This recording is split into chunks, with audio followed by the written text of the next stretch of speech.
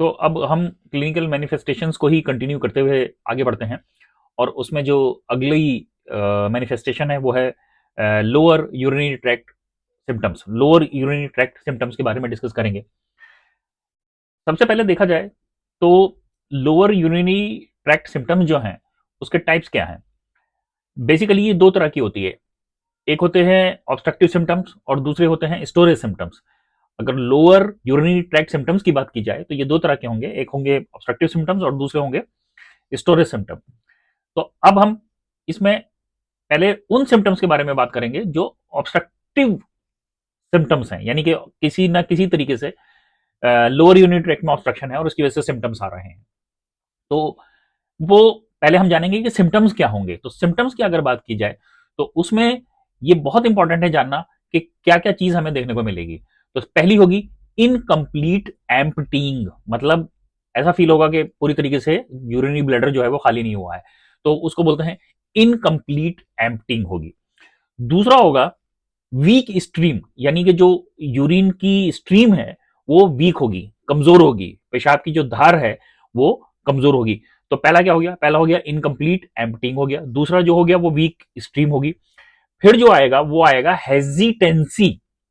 Hesitancy hesitancy basically जब होगा क्या कि हेजिटेंसी में कि हम ये कोशिश करेंगे कि भाई जो है वो जल्द से जल्द हमें जो है वो यूरिन पास करने के लिए कोई जगह मिल जाए।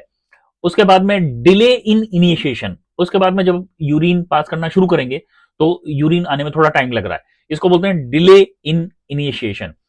उसके बाद में इंटरमिटेंसी। इंटरमिटेंसी का मतलब यह है कि मतलब अब एक बार आपने यूरिन पास करेगा फिर बार बार जाना पड़ रहा है यूरिन के लिए, दिस इज कॉल्ड इंटरमिटेंसी। उसके बाद में इनवोलंटरी, इनवोलंटरी जो है इंटरप्शन, यानी कि आप चाह नहीं रहे हो लेकिन उसके बाद में भी बीच बीच में इंटरप्शन आ रहे हैं। उसके बाद में होगा स्ट्रेनिंग, यानी बहुत जोर लगाना पड़ रहा है यूरिन पास करने के लिए, बहुत जोर लगाना पड़ रहा है। उसके बाद में टर्मिनल ड्रिबलिंग। टर्मिनल ड्रिबलिंग का मतलब ये होता है कि भाई आपने जो है यूरिन पास कर लिया और उसके बाद में बूंद बूंद करके पेशाब जो है वो गिर रहा है। तो ये सारे ऑब्स्ट्रक्टिव सिम्टम्स है। तो ऑब्स्ट्रक्टिव सिम्टम्स में क्या क्या हो गया, इनकम्प्लीट एम्पटिंग हो गया, उसके बाद में वीक स्ट्रीम हो गया, हेजिटेंसी हो गया, डिले इन इनिशिएशन हो गया, उसके बाद में इंटरमिटेंसी हो गया, इनवॉलंटरी इंटरप्शन हो गया और स्ट्रेनिंग हो गया, और लास्ट में टर्मिनल ड्रिबलिंग जो है वो ये कारण हो गया। तो ये सिम्टम्स हैं। अब उसके बाद में आते हैं कॉजेज, कारण क्या है। कारण में जो ऑब्स्ट्रक्टिव सिम्टम्स हैं उसके जो कारण है, जाहिर सी बात है कि ऑब्स्ट्रक्शन कारण होगा।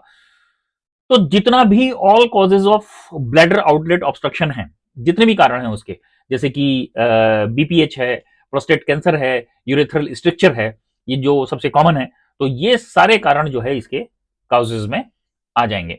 उसके बाद में सिम्टोमेटिक ट्रीटमेंट, यानी कि अब हम उसका ट्रीटमेंट क्या करेंगे।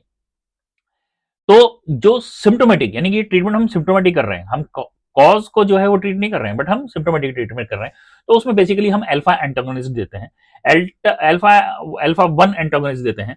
अल्फा वन एंटागोनिस्ट जिसके आगे ओसिन लग रहा है वो सारे इसमें जो है वो आते हैं, जैसे कि डॉक्साजोसिन हो गया, उसके बाद में टेराजोसिन हो गया, उसके बाद में एल्फुजोसिन हो गया, उसके बाद में टेम्सुलोसिन हो गया और सिलोडोसिन हो गया। तो सबके आगे ओसिन लग रहा है, तो डॉक्साजोसिन हो गया, टेराजोसिन हो गया, एल्फुजोसिन हो गया, टेम्सुलोसिन हो गया और सिलोडोसिन हो गया। सो अल्फा वन एंटागोनिस्ट हम इसमें देते हैं।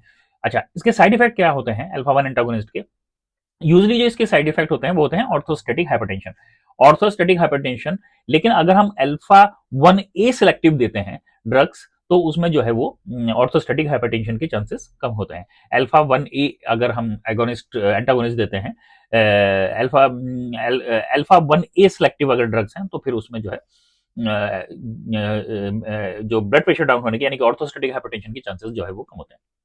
तो ये लोअर यूरिनरी ट्रैक्ट सिम्टम्स के बारे में हम बात कर रहे हैं। उसमें हमने पहले बात करी ऑब्स्ट्रक्टिव सिम्टम्स के बारे में, अब हम बात करेंगे स्टोरेज सिम्टम्स के बारे में। स्टोरेज सिम्टम्स, स्टोरेज सिम्टम्स जो होंगे वो मेनली अगर देखा जाए, स्टोरेज सिम्टम्स जो होते हैं वो usually frequency, nocturia, bladder pain, overactive bladder, urgency plus minus urge incontinence, ये जो है सिम्टम्स आएंगे। तो क्या क्या होगा स्टोरेज सिम्टम्स, क्या क्या होंगे स्टोरेज सिम्टम्स होंगे, फ्रीक्वेंसी हो गया, नॉक्ट्यूरिया हो गया, ब्लैडर पेन हो गया, ओवर एक्टिव ब्लैडर हो गया, अर्जेंसी हो गया और प्लस माइनस अर्ज इनकॉन्टिनेंस हमारा आ जाएगा। कॉजेज क्या होंगे, कॉजेज में जो है वो बीपीएच आ जाएगा। उसके बाद में हम प्रोस्टेटाइटिस में होगा, एपिडिडिमाइटिस में होगा। ब्लैडर की अगर बात करें तो सिस्टाइटिस है, अगर कैंसर है। उसके बाद में लोअर ब्लैडर कैपेसिटी है, वेसिकल यूरेट्रोवेसिकल रिफ्लक्स अगर है, यूरेथ्रल और मीटल स्ट्रक्चर है, उसके बाद में स्पाइनल कॉर्ड इंजरी है, तो ये सारा कुछ जो है स्टोरेज सिम्टम्स कराएंगे।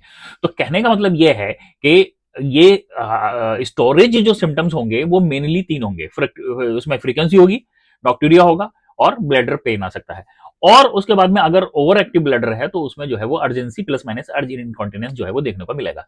तो यही स्टोरेज सिम्टम्स होंगे। कॉजेज हमारे हो गए, बीपीएच हो गया, प्रोस्टेटाइटिस हो गया, एपिडिडिमाइटिस हो गया, उसके बाद में ब्लैडर से रिलेटेड सिस्टाइटिस हो गया, उसका कैंसर हो गया, लोअर ब्लैडर कैपेसिटी जो है वो हो गया, यूरेट्रोवेसिकल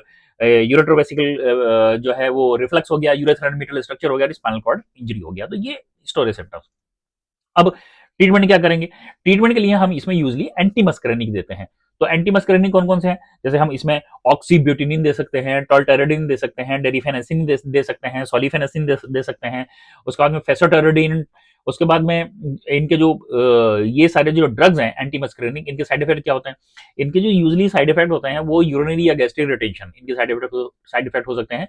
इसमें जो है वो टैकीकार्डिया देखने को मिल सकता है, ड्राई माउथ देखने को मिल सकता है, ब्लड विजन जो है हो सकता है, उसके बाद में डिमेंशिया एंड ब्रेन एट्रोफी, ये कारण जो है वो देखने को मिल सकते हैं। तो ये हमारे लोअर यूरिनरी ट्रैक्ट सिम्टम्स के बारे में बात हो गई। और लोअर यूरिनरी ट्रैक्ट जैसे हमने बताया, ऑब्स्ट्रक्टिव सिम्टम्स और स्टोरेज सिम्टम्स। तो ऑब्स्ट्रक्टिव सिम्टम्स हमने अलग देखे और स्टोरेज सिम्टम्स हमने अलग देखे, उसका ट्रीटमेंट देखा, कॉजेज देखे। अब हम आते हैं डिस्यूरिया। डिस्यूरिया क्या होता है? डिस्यूरिया यूजली क्या होता है कि वो फीमेल्स में ज्यादा होता है मेल के मुकाबले में। और इसमें जो सबसे कॉमन कॉज होता है वो होता है सिस्टाइटिस, यूरेथाइटिस, वेजिनाइटिस एंड प्रोस्टेटाइटिस।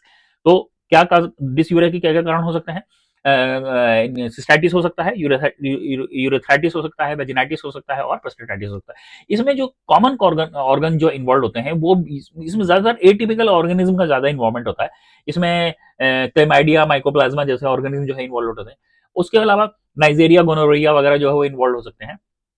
और ट्राइकोमोनास वेजाइनलिस हुआ, हर्पेस सिम्प्लेक्स वायरस हुआ, ये सारे जो है वो डिस्यूरिया करा सकते हैं। इसमें यूजली जो होते हैं वो इरिटेटिव सिम्टम्स आते हैं, जैसे कि आपको अर्जेंसी आएगी, अर्जेंट इनकॉन्टिनेंस आएगा, फ्रीक्वेंसी आएगी, डिस्यूरिया आएगा और नॉक्टूरिया आएगा। और इसमें हेमिचूरिया भी हो सकता है। तो इस हेमिचूरिया के साथ जो है वो अगर हो रहा है इरिटेटिव सिम्टम्स तो ये इसमें आ सकते हैं। इसके जो रिस्क फैक्टर्स हैं वो हैं, अगर मान लीजिए डिस्यूरिया जो है वो बहुत समय तक बना हुआ है तो जो रिस्क जो है इसमें ब्लैडर कैंसर का हो सकता है, तो उसके लिए हम सिस्टोस्कोपी वगैरह प्लान कर सकते हैं। उसके अलावा इंटरस्टिशियल सिस्टाइटिस या ब्लैडर पेन सिंड्रोम क्या होता है? उसमें क्या होता है कि ब्लैडर पेन होता है, प्रेशर होता है, डिस्कंफर्ट एसोसिएटेड होती है लोअर यूरिनरी सिम्टम्स के बाद 6 हफ्ते तक।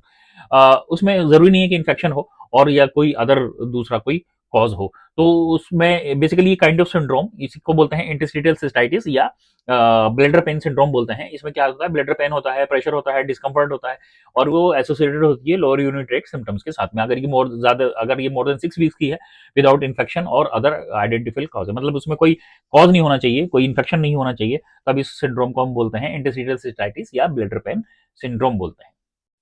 अब बात करते हैं यूरिनरी इनकॉन्टिनेंस की। यूरिनरी इनकॉन्टिनेंस देखा जाए तो दो तरह की होती है। एक होती है स्ट्रेस इनकॉन्टिनेंस, एक होती है अर्ज इनकॉन्टिनेंस। तो सबसे पहले बात कर लेते हैं स्ट्रेस इनकॉन्टिनेंस।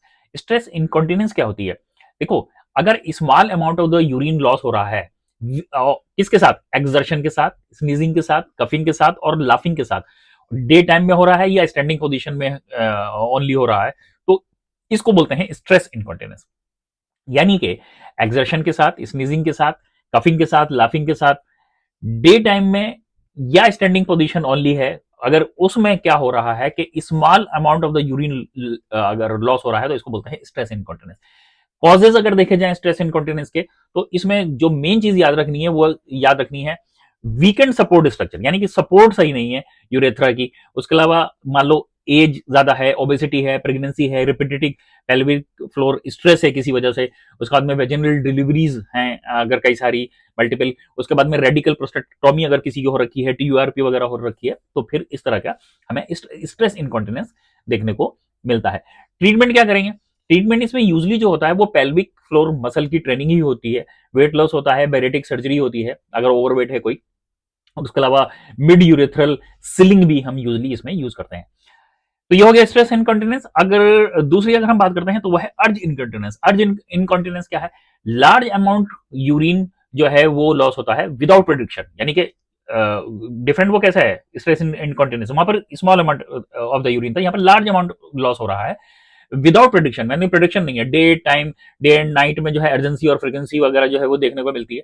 तो विदाउट प्रोडिक्शन अगर जो है बहुत सारा अमाउंट जो है वो यूरिन का लॉस हो रहा है तो इसको बोलते हैं अर्ज इनकॉन्टिनेंस। इसमें बेसिकली ब्लैडर को इरिटेशन अगर हो रहा है तब ये यूजली होता है, और इसके कारण होते हैं इन्फेक्शन होता है, इन्फ्लेमेशन होता है, स्टोन हो सकता है, कैंसर हो सकता है, स्ट्रोक हो सकता है, स्पाइनल कॉर्ड इंजरी वगैरह, ये सारे कारण इसमें आ सकते हैं। तो क्या क्या कारण हो सकते हैं अर्जेंट इनकॉन्टिनेंस के? Infection, inflammation, stone, cancer, stroke, spinal cord injury, ये सब हो सकता है। इसमें यूजली हम क्या वर्कअप करते हैं? यूरिन कल्चर कराते हैं, सिस्टोस्कोपी कराते हैं, यूरोडायनेमिक स्टडीज कराते हैं अर्जेंट इनकॉन्टिनेंस में। ट्रीटमेंट क्या देते हैं? ट्रीटमेंट में ब्लैडर ट्रेनिंग देते हैं, एंटीमस्क्रेनिंग देते हैं।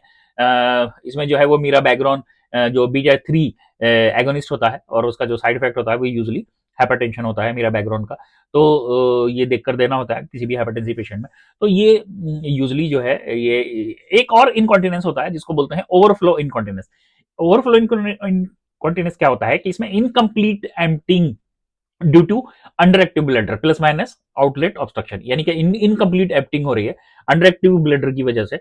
ब्लैडर जो है वो अंडर एक्टिव है, और जो है इसमें प्लस माइनस आउटलेट ऑब्स्ट्रक्शन जो है वो हो सकता है, इसको बोलते हैं ओवरफ्लो इनकॉन्टिनेंस। तो ये हो गया हमारा इनकॉन्टिनेंस।